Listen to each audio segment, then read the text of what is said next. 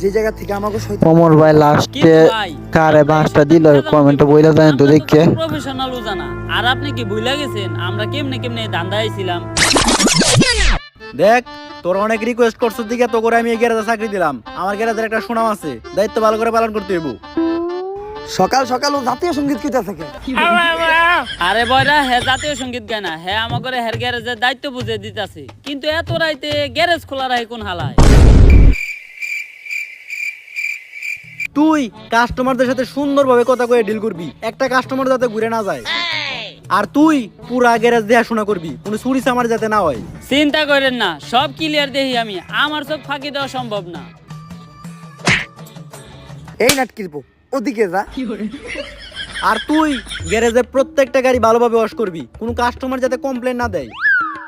কি কইলো স্যারে? হ্যাঁ মাইয়া আমার লগে বিয়া দিব? জানতাম।